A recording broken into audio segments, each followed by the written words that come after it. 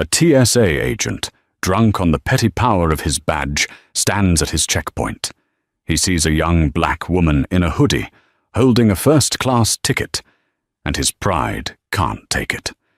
He decides to make her morning a living nightmare.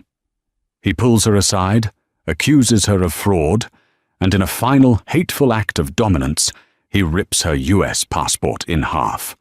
He snarls at her, "You're not going anywhere."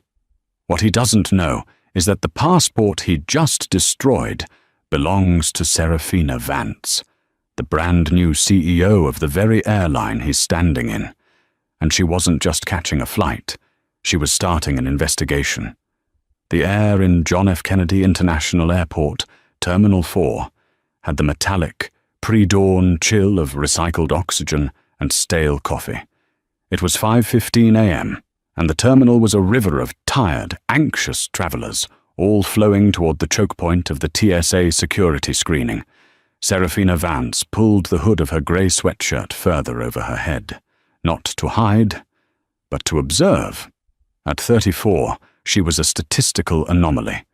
A black woman, a graduate of public schools, and as of 48 hours ago, the newly appointed, board-unanimous Chief Executive Officer of Aerowing International, one of the largest air carriers in the world. The press release wasn't scheduled to drop for another 6 hours, timed to the opening bell of the New York Stock Exchange. Her predecessor, Richard Sterling, had been ousted in a brutal, closed-door emergency meeting after a disastrous fourth quarter, and swirling rumors of financial irregularities. Serafina, who had been the brilliant, overlooked head of North American logistics, was the board's radical, desperate choice to save the company. Today was her first unofficial day. She wasn't flying to the London headquarters in the company's Gulfstream G650. She was flying first class, incognito, on Aerowing Flight 004, her plan to experience her airline exactly as a customer did. From the check-in kiosk that froze twice, to the gate agent who seemed on the verge of tears, to the security line that snaked back into the food court. She was not a fan of what she was seeing. The entire process felt broken, hostile. It was inefficient, and in business, inefficiency was a sickness. She shuffled forward, her carry-on at her feet. In it was her laptop, which contained the preliminary audit files she was set to review during the 6-hour flight. These files were the real reason for Sterling's early retirement. He hadn't just been incompetent, he had been, she suspected, a thief.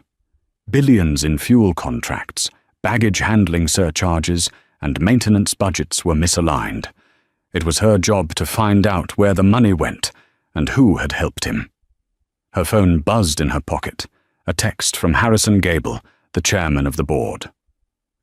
"Wheels up," she typed back, her thumb moving quickly. Still in the security line, Terminal 4. It's a mess. Staffing seems low, morale seems lower.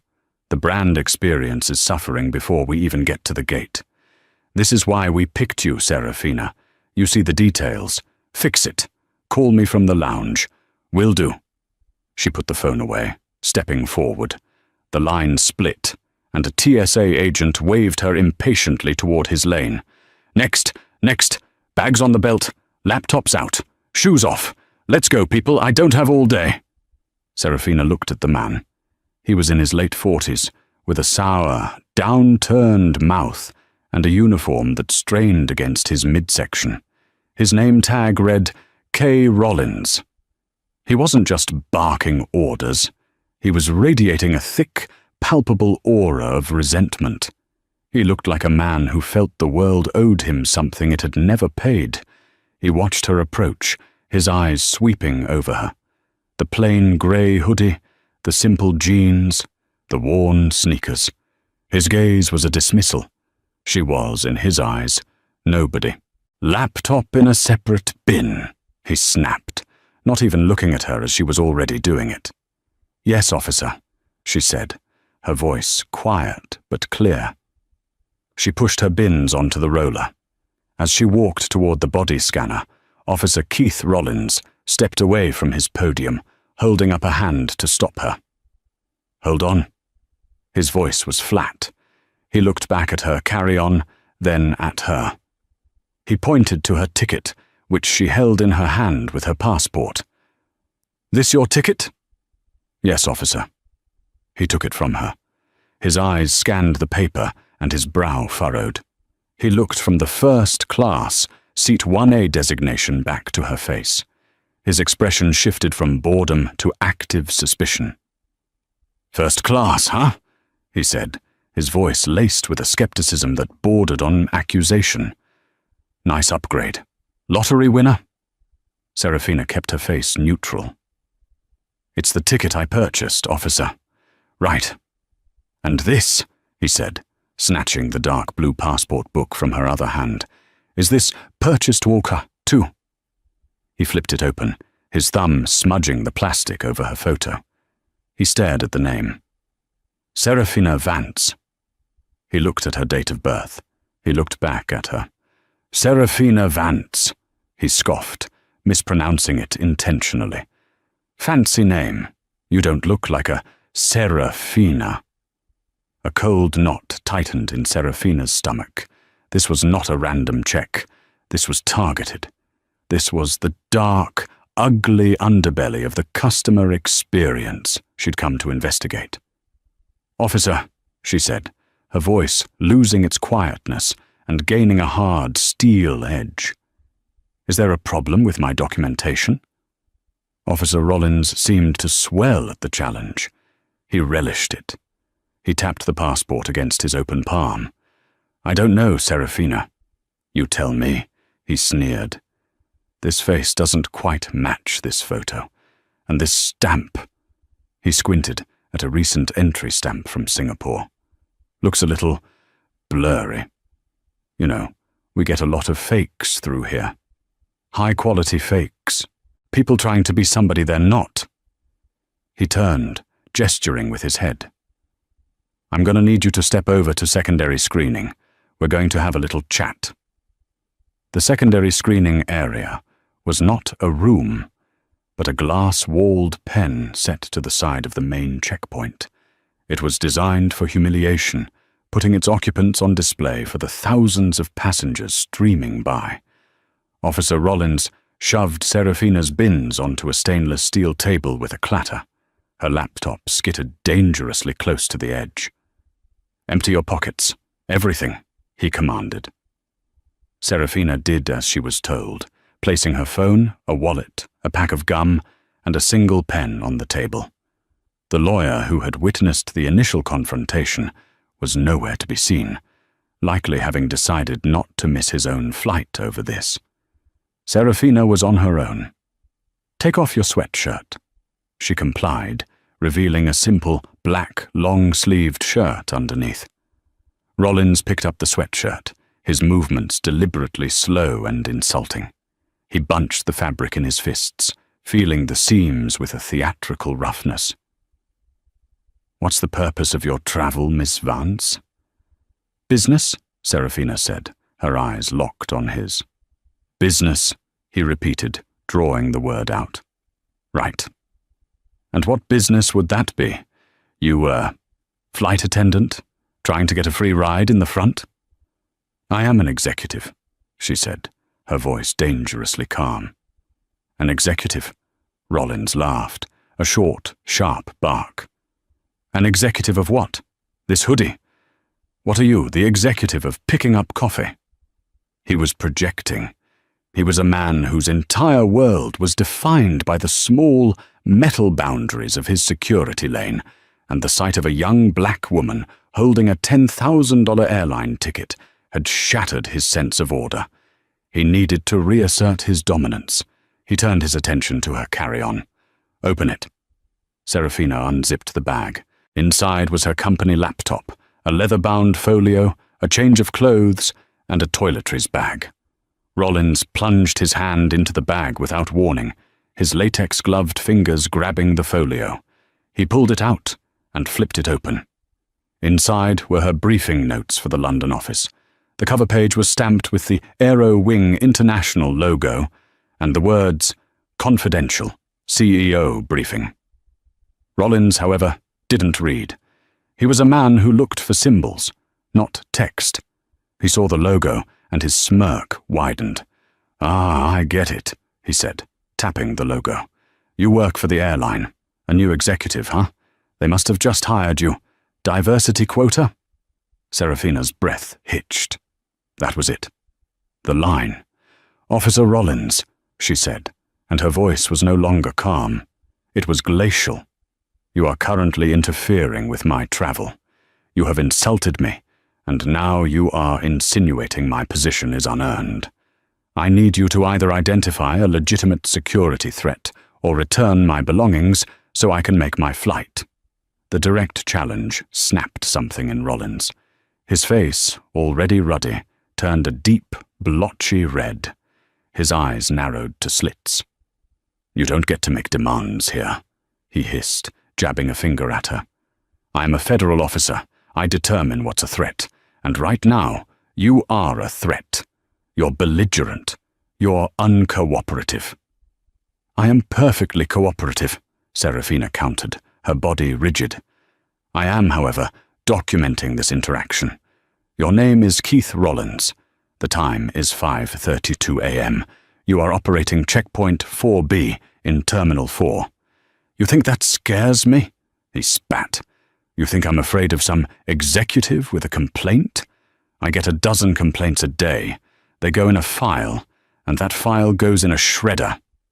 He picked up her passport, holding it up between his thumb and forefinger, as if it were a piece of trash.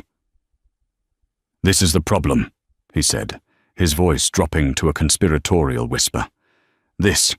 It's fake. I can spot him a mile away. The lamination is too thick. The watermarking is off. You probably paid $1,000 for this in some back alley." "That is an official, government-issued passport," Serafina stated, her heart now hammering, not with fear, but with a profound, seismic rage. "I have used it to travel to 20 different countries in the last year. Give it back to me. Now." "Give it back," Rollins smiled, a slow, predatory baring of teeth. "You know what I do with fraudulent documents? I confiscate them. I destroy them. That's federal protocol." "You are mistaken, officer. If you damage that document, you will be committing a federal crime." "Oh, I'm committing a crime," he scoffed. He was enjoying this, feeding off her anger, twisting it into justification. "You come in here with a fake passport, a $10,000 ticket you obviously didn't pay for, and a CEO briefing book. You're a spy, or a mule, or just a plain old-fashioned liar." He held the passport up to the fluorescent light. He looked at her. He looked at the passport. And then, with a single, deliberate, violent twist of his hands, he ripped the passport in two. The sound was shockingly loud in the quiet tension of the pen. P. He tore the photo page clean from the binding, leaving the biometric chip exposed and severed. The two halves of her identity fluttered from his grasp onto the stainless steel table. Silence. The other TSA agents at the main checkpoint, who had been pointedly ignoring the confrontation, now stared, their mouths agape. A passenger in the adjacent line gasped, her hand flying to her mouth.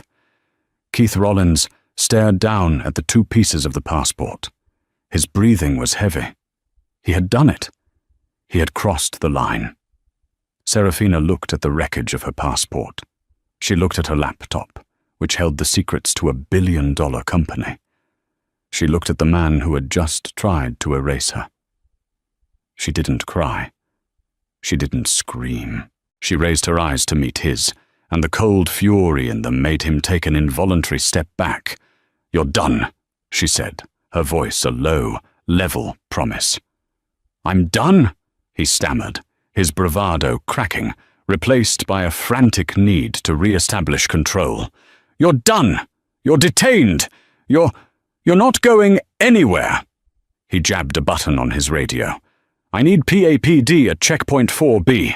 I have a code 3, a fraudulent document and a hostile subject. Send backup, now." He pointed a shaking finger at Serafina. "You are under arrest for what, officer?"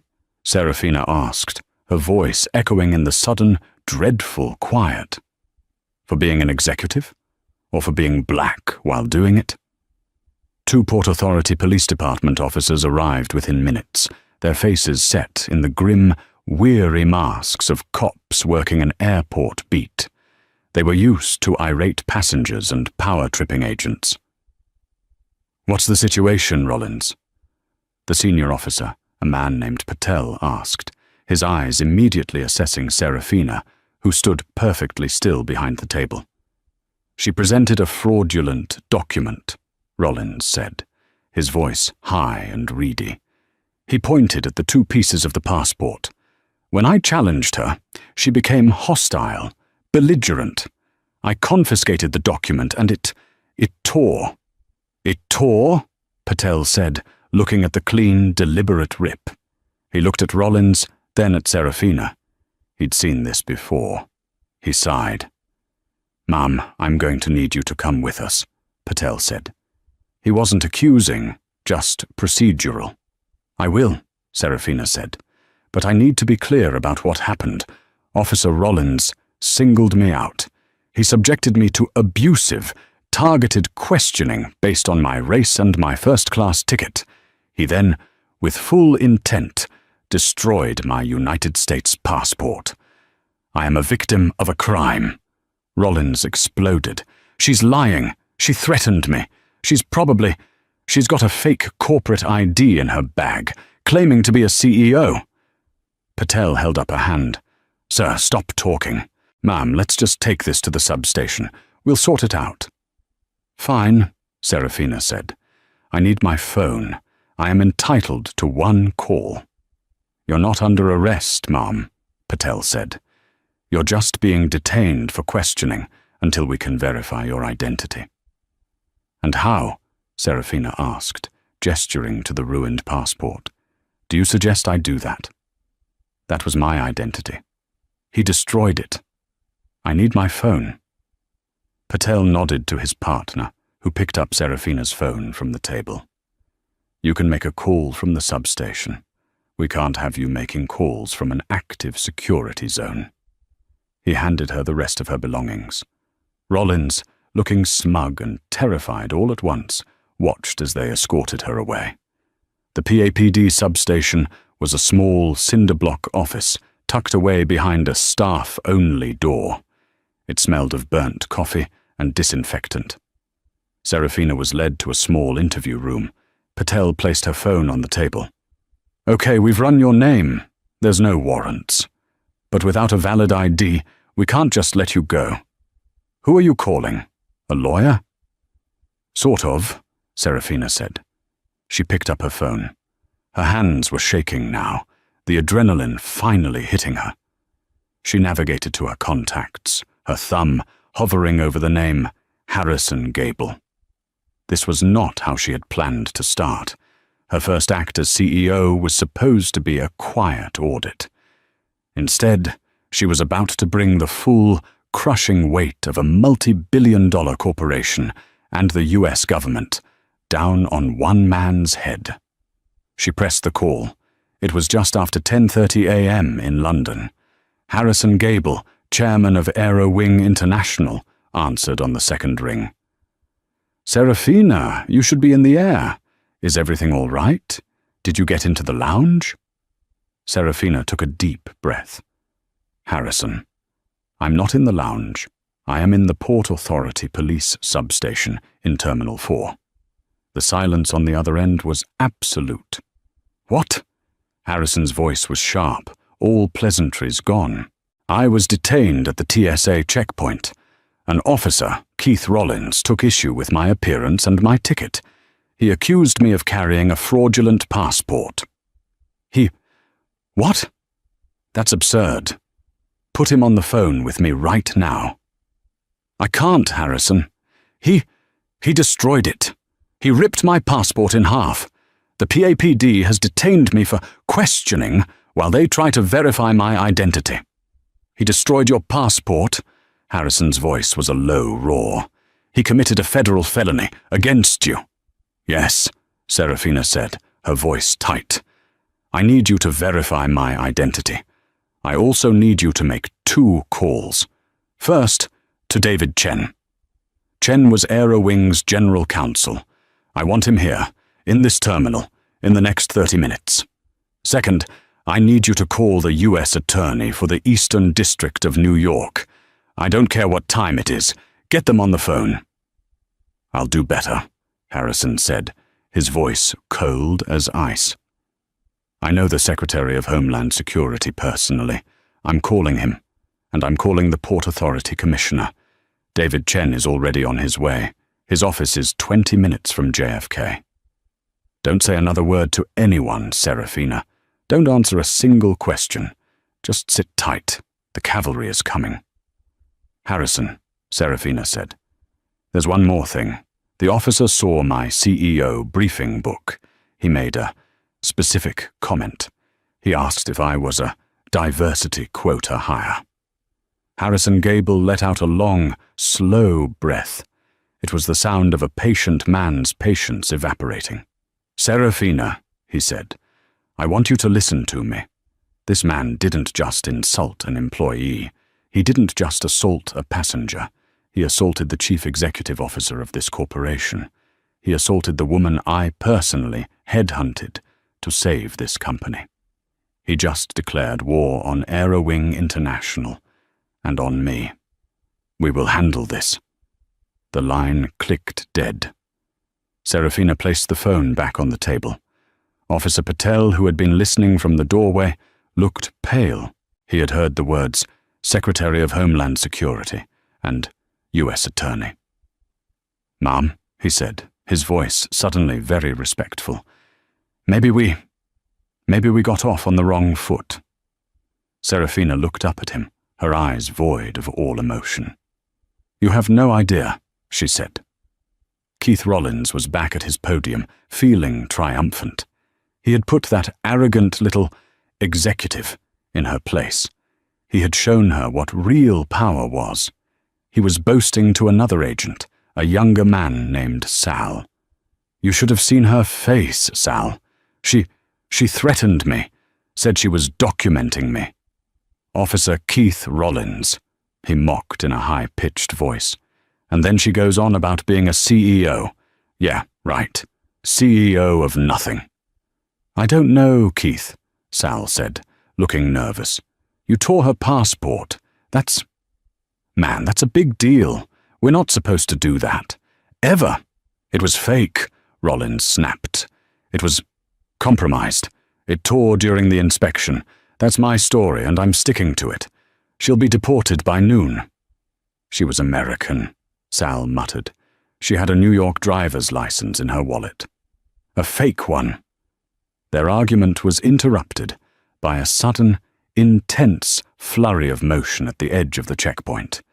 It wasn't just Officer Patel. It was a woman in a crisp PAPD captain's uniform, flanked by 2 men in suits so expensive they looked like armor. And behind them were 2 more men in different suits with DHS lapel pins. The group moved with a purpose that parted the sea of passengers. They weren't walking. They were marching. Where is he? The PAPD captain, Maria Sanchez, demanded. Rollins raised his hand weakly. Captain, the hostile subject is in the substation. Captain Sanchez's eyes, dark and furious, landed on him. Officer Rollins, you will step away from this podium. Now. But Captain, I'm on duty. Your duty is over, she snapped. Give your badge and your radio to Officer Sal. You're coming with me. What? I'm the one who filed the report, Rollins protested, his voice cracking. One of the men in the expensive suits, a sharp-faced man named David Chen, stepped forward. He flipped open a wallet, flashing a badge. David Chen, General Counsel for Aerowing International. Are you Officer Keith Rollins? Yes. Officer Rollins, Chen said, his voice a silken, venomous blade. "You are being placed on administrative leave by the TSA, effective immediately, pending a criminal investigation by the Department of Justice for the willful destruction of a United States passport. Title 18, Section 1545. And that's just for starters." The blood drained from Rollins's face. "What? No, it was fake. I swear it was fake." "The passport you destroyed," the other suited man, the DHS agent, cut in, "belonged to Miss Serafina Vance. Her identity has been confirmed by the Secretary of State, the chairman of the board of Aero Wing, and, as of 5 minutes ago, my boss. You, sir, are in a catastrophic amount of trouble." "Aero Wing," Rollins whispered, the name finally connecting. He looked at Chen's badge. He looked at the DHS pins. "No, she was just some girl in a hoodie. She," David Chen said, "is the new chief executive officer of this airline, the airline that pays this airport's bills, and you just ripped up her passport." The realization hit Keith Rollins like a physical blow. He staggered back, his hand fumbling at his radio. "CEO, no, that can't be." "Captain Sanchez," Chen said, turning to the PAPD officer. "My client is in your substation. We are here to escort her out. Your officer Patel is also requested for a formal statement." "Understood," Sanchez said. She jerked her head at Rollins. "Take him. Cuffs. Get him to the substation. Use the back interview room. Read him his rights. I want him isolated." As two officers pulled a suddenly limp and whimpering Keith Rollins away, David Chen and the DHS agents walked briskly toward the substation. They found Serafina standing exactly where she had been left, her arms crossed. "Ms. Vance," David Chen said, his face a mask of professional concern. "I'm David Chen.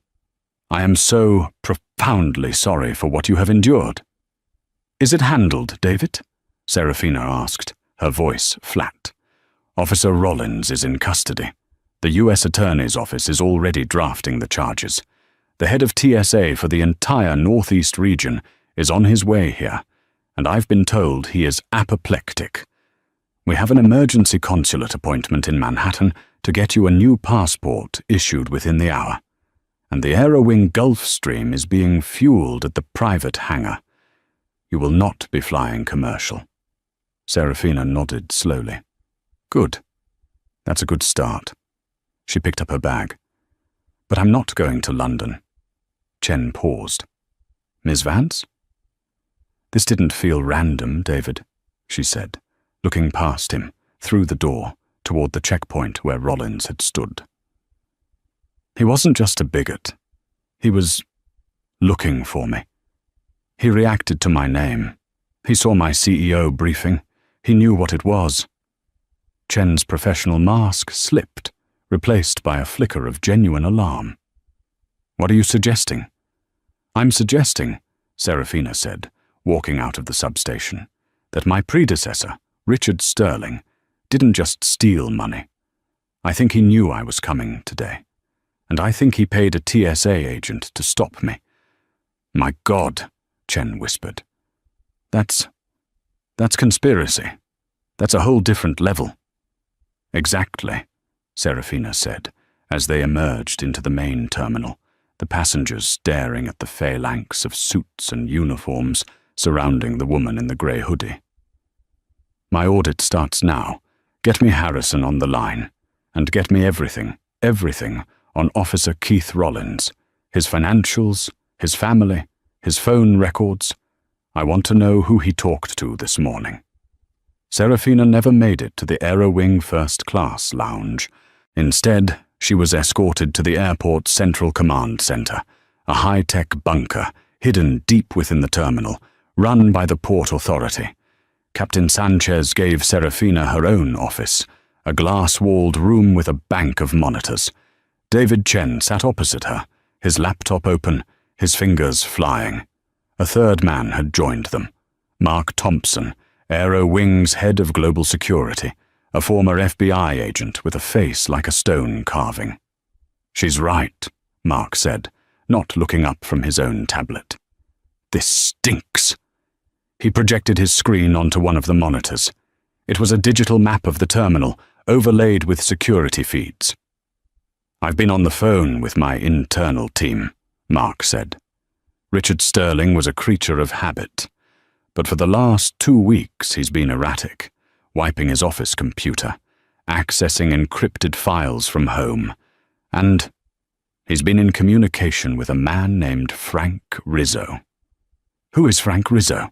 Serafina asked, sipping the hot black coffee someone had placed in her hand. "Rizzo is the night shift baggage handling supervisor for Terminal 4, Mark said. He's also been flagged by our internal auditors for inventory discrepancies. We thought he was stealing luggage, but his operation is bigger. We suspect he's been running a cargo theft ring, mislabeling high-value freight as lost luggage and walking it right out of the airport." Serafina leaned forward. "And Sterling?" "Sterling signs off on the lost and damaged cargo budget," David Chen supplied, his own screen now flashing. "He's been approving millions in replacement costs for items that were never lost, just stolen. He was using Rizzo to bleed the company dry from the ground up." The puzzle was forming. So Sterling and Rizzo were partners? But where does Officer Rollins fit in? "Got it," Mark said, his voice grim. He pulled up a new file. It was a simple employee profile. Keith Rollins. Rollins is not a smart man. He has gambling debts, 2 liens on his house. He's desperate. He cross-referenced the file with Frank Rizzo's. "And there it is," Mark said, tapping his screen. "Keith Rollins' wife is Frank Rizzo's sister. They're brothers-in-law." Serafina sat back, the full, ugly picture coming into focus. "It wasn't random," she whispered. "It was a setup, a conspiracy." She pieced it together, her CEO brain analyzing the hostile takeover. "Sterling knew the board was bringing me in. He knew I was the logistics nerd who would find his cargo scam. He knew I was flying in today, on this flight. He still had C-suite level access to the flight manifests. He couldn't stop my appointment, so he decided to, what? Discredit me? Humiliate me? Get me arrested?" "All of the above," Chen said, his face pale. "If you were detained on a federal charge, even a fake one, it would be a PR nightmare. The board would get cold feet. They might reverse their decision. Sterling could claim he was deeply concerned about the new CEO's instability and offer to step back in to right the ship. He used Rollins as his weapon," Serafina said. "He probably told him I was a corporate spy or internal auditor coming to shut them down.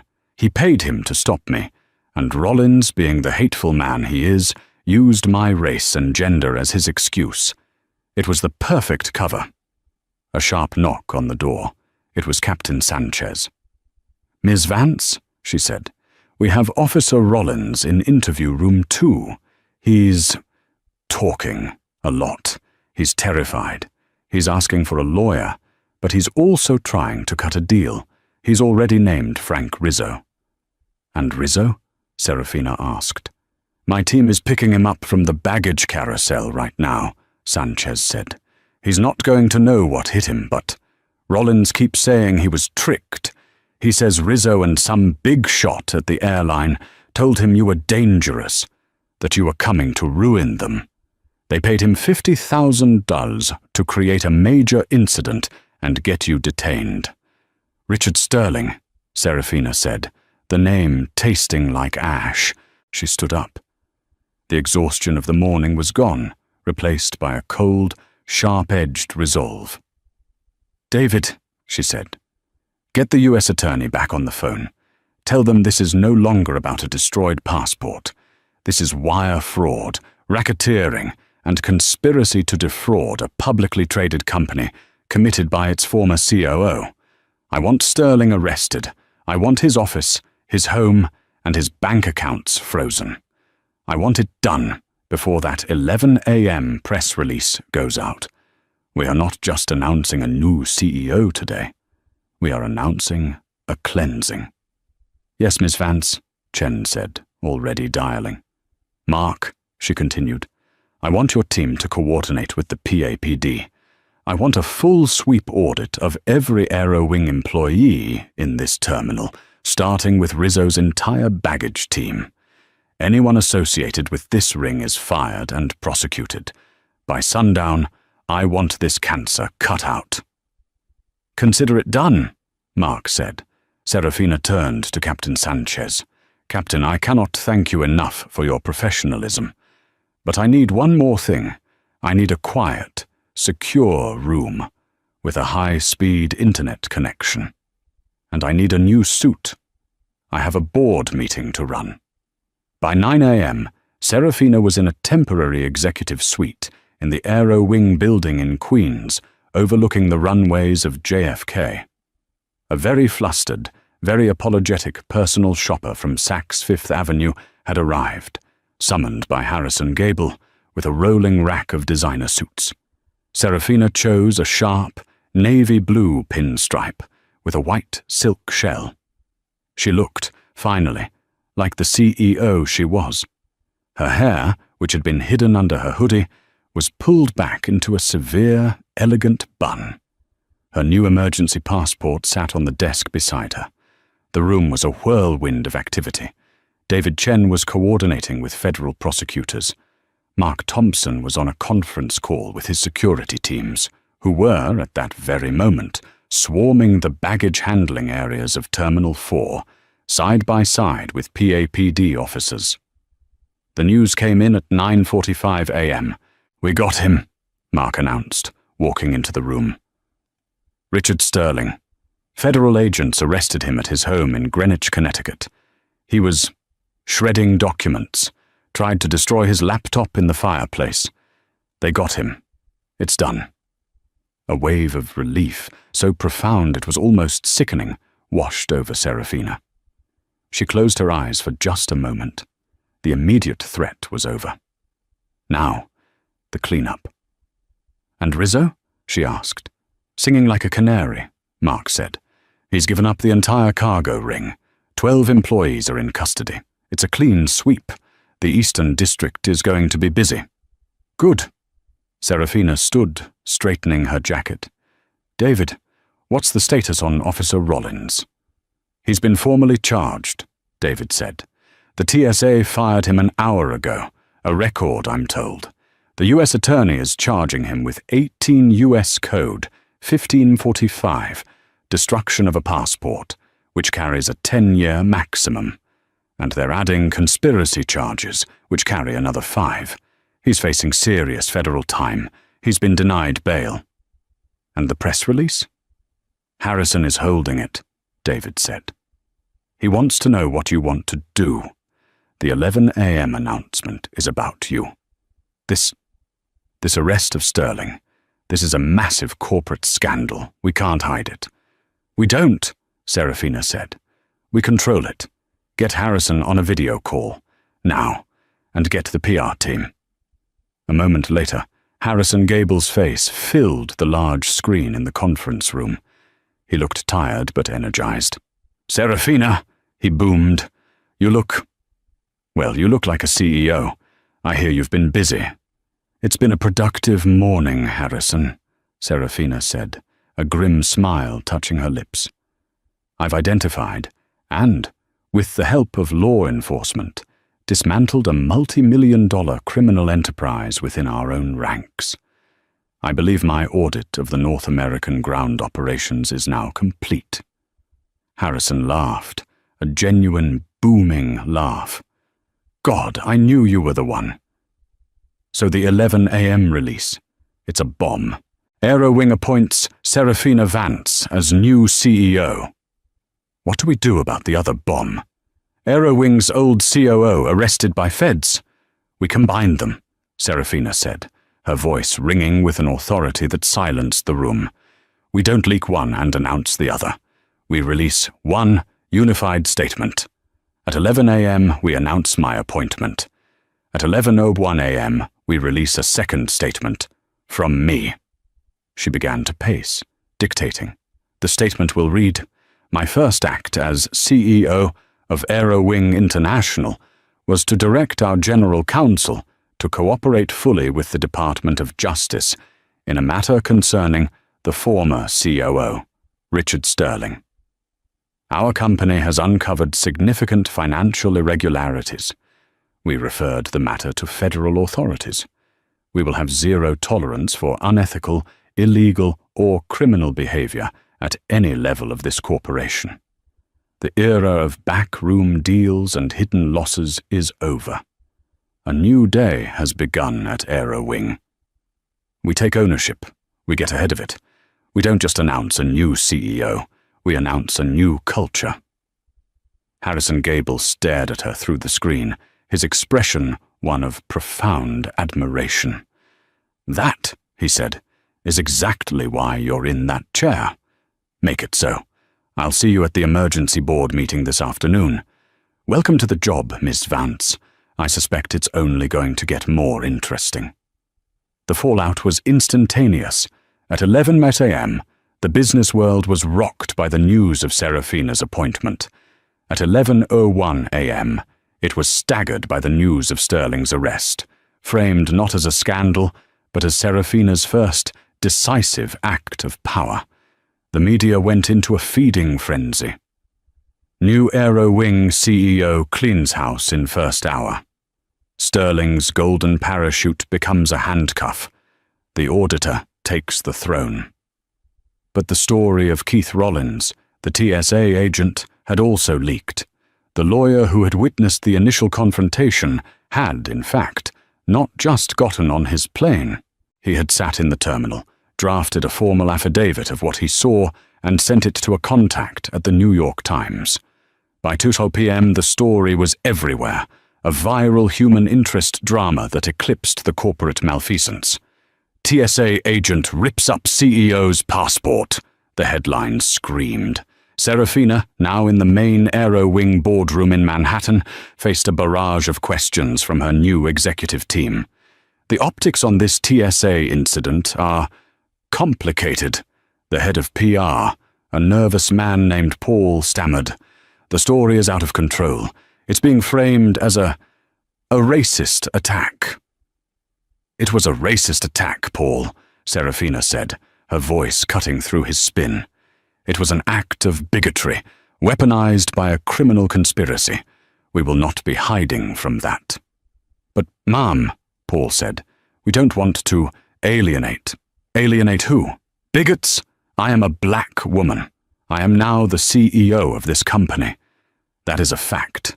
The fact that a man in a position of authority saw me, and in his tiny, hateful mind decided I was not supposed to be there, is the reason this happened. He was a tool, but he was a tool who chose his own prejudice as his weapon." She stood up, walking to the head of the long, polished table. "Therefore, Aerowing will be making another statement. We are filing a formal civil complaint against the Department of Homeland Security and the TSA for the actions of their officer, not for the money, but for the principle. Furthermore, we are announcing a $20 million Fly with Dignity grant, funded by the money we are currently seizing back from Richard Sterling. This grant will go to non-profits dedicated to fighting for passengers' civil rights and providing bias training at a federal level." The room was silent. Serafina had just turned her own humiliation into a corporate mission statement. "But, Ms. Vance," the chief financial officer said, "that's $20 million, huh?" "It's $20 million in stolen money," Serafina countered. "We're not taking it from our profits. We're taking it from a thief and giving it to the public. It's the best marketing we will ever get. It shows we are not just a different company. We are a better one. Are there any other questions?" There were none. That afternoon, Serafina Vance, in her navy blue pinstripe suit, walked out of the Aero Wing Tower. She was met by a phalanx of cameras. A reporter shouted, "Miss Vance, what do you have to say about the TSA agent who attacked you?" Serafina stopped. She walked to the microphones. "This morning I was a victim," she said, her voice clear and strong, carrying over the New York traffic. "A victim of bigotry and a victim of a criminal conspiracy. That moment is over. As of 11:00 a.m., I am the CEO of Aero Wing International. The people responsible for what happened to me, from the executive suite to the security line, are in federal custody. My message is simple. To anyone who thinks they can use their power, whether it's a corporate title or a government badge, to demean, dehumanize, or defraud others, I am coming for you. Aero Wing is no longer your safe harbor. We are back in business." She turned, got into her car, and left a stunned and silent press corps on the sidewalk. The wheels of justice turned slowly, but Serafina Vance had access to the best mechanics. She pressed the case relentlessly. Richard Sterling's defense crumbled, faced with RICO charges, which carried a mandatory 20-year sentence, and the testimony of Frank Rizzo and a dozen other baggage handlers. He took a plea. He pled guilty to conspiracy to commit wire fraud. He was sentenced to 12 years in a federal medium-security prison.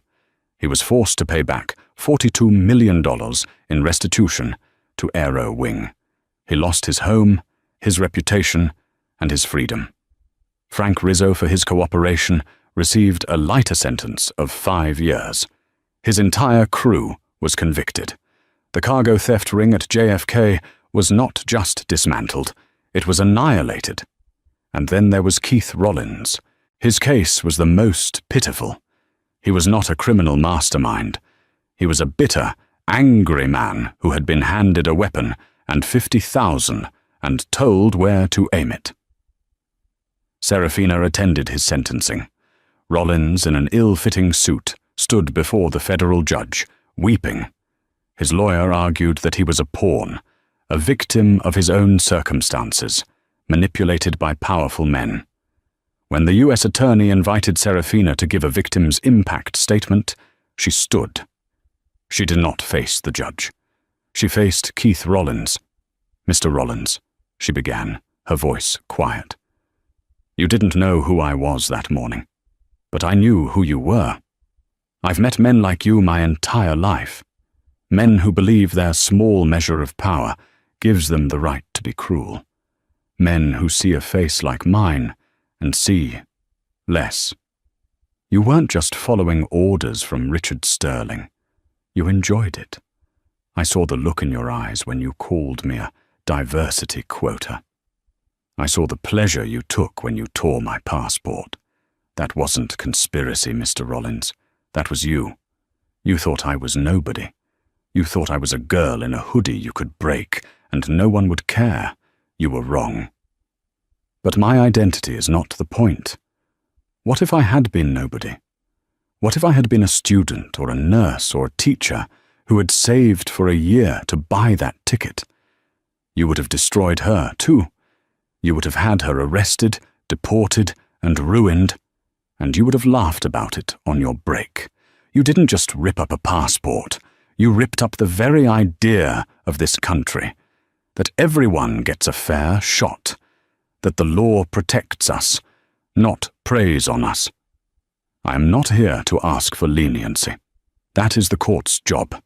I am here to tell you that I, Serafina Vance, CEO of Aero Wing International, am not the last woman you will see in power. We are just the beginning. And you're kind. Your time is over. She sat down.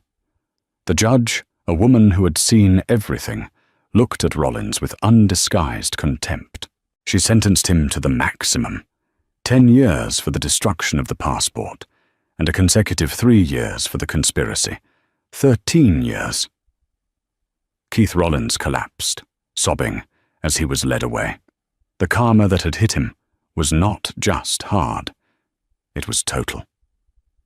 1 year later, The 5:00 a.m. chill in John F. Kennedy International Airport, Terminal 4, was the same. The physics of the building hadn't changed, but the atmosphere had. The terminal, once a sea of exhaustion and stale coffee, now felt different. It was brighter, cleaner. The digital signboards were crisp, the directions clear. The lines, even at this peak hour, moved with a fluid, logical efficiency. It was the result of a 9-figure contract Serafina had personally negotiated with the Port Authority, using Aerowing's massive leverage as the terminal's primary tenant to force a complete overhaul of the passenger experience. Serafina Vance sat, not in a snaking, resentful queue, but in the new Aerowing International Flagship Lounge. The old lounge, a tired beige box, had been gutted. This new space was her vision, soaring glass walls overlooking the airfield, warm walnut paneling, a living wall of green foliage, and plush, deep blue armchairs. The air smelled of fresh ground espresso and baked pastries from a local bakery she had sourced herself. She was in her travel uniform, dark, impeccably tailored trousers, a silk blouse, and a sharp black blazer. On the table beside her sat a copy of the Wall Street Journal. On its cover was her own face, above the headline, "The Phoenix, How Serafina Vance Taught an Old Airline New Tricks." It had been a brutal, necessary year. A year of surgery. She had spent her first 6 months in a logistics war room, tearing the company's operations down to the studs. The cargo theft ring was just the beginning. She'd found billions in waste, in sweetheart deals, and in sheer incompetence left over from Sterling's reign. She cut them all. She renegotiated the entire biofuel supply chain. She invested $2 billion in a new, more efficient fleet. She completely rebuilt the employee rostering software, which had been a source of misery for the ground crews. The results were undeniable. Aerowing's on-time performance had skyrocketed from 68% to a world-leading 94%. Customer satisfaction was at an all-time high, and the stock, which had been in freefall, had tripled. Most importantly to her, she had raised the base pay for every single Aerowing employee, from baggage handlers to gate agents, by 30%. The Fly with Dignity grant, funded entirely by the $42 million seized from Richard Sterling, was now a fully endowed foundation, running mandatory civil rights and de-escalation training for TSA agents across the country. Her phone buzzed, a text from Harrison Gable. "Wheels up?" She smiled, the muscle memory of that dreadful morning a year ago still present, but the sting was gone. It was just a scar now. In the lounge, the new espresso machine is excellent. See you in London. She was flying to London for the 1-year anniversary of her New Day speech. A moment later, a young woman in a sharp new uniform, a stylish, practical dress Serafina's team had designed to replace the old, frumpy polyester suits, approached her. "Miss Vance?" The woman's voice was quiet, confident. Her name tag read, "Tiana, Lead Gate Agent." "I'm Tiana, your lead agent for Flight 004. We are ready to begin pre-boarding whenever you are." "Thank you, Tiana," Serafina said, standing and gathering her things. She remembered the name from a commendation report. "It's good to see you. How is the new rostering software working for your team?" Tiana's professional smile brightened into something genuine. "It's a game changer, Mum. My team. We actually get to see our families. We feel seen. Thank you. That's what we're here for, Tiana. Lead the way." Serafina walked through the terminal. It was a different kind of walk from the one a year ago. Then, in her hoodie, she had been invisible, an anonymous face in a sea of tired travelers. Now, she was a landmark. A businessman in a suit recognized her and whispered to his colleague, who stared. An aero wing pilot, heading to his own gate, saw her, and gave a crisp, respectful nod. "Morning, Miss Vance." "Morning, Captain," she replied. She was their boss. She was the one who had saved their jobs, who had restored the pride in their airline. And then she was at the choke point, the TSA security screening, checkpoint 4B, the exact same lane, a faint, involuntary tightening in her chest. The body remembers. She looked at the checkpoint. The long, winding queue was gone, replaced by 3 efficient, well-staffed lanes. The agents were not barking. They were directing, their voices professional. "Please have your laptops out," one said. "We can help you with that," said another, to an elderly couple. Serafina stepped forward. The agent at the podium was a black woman in her 40s, her uniform immaculate. Her name tag read, Supervisor J. Harris. She looked up as Serafina approached, her eyes intelligent and competent. "Good morning, Miss Vance," Supervisor Harris said. Her voice was pure, no-nonsense professionalism. "Good morning, Supervisor," Serafina replied. She handed over her first-class ticket and her passport. The new, pristine one, issued by an emergency consulate appointment that terrible day. Supervisor Harris took the documents. She scanned the passport. She looked at her screen. She looked at Serafina. She scanned the boarding pass. "Everything is in perfect order, ma'am," she said. She paused, then, making a conscious decision, she leaned forward slightly, her voice dropping to a more personal, serious tone.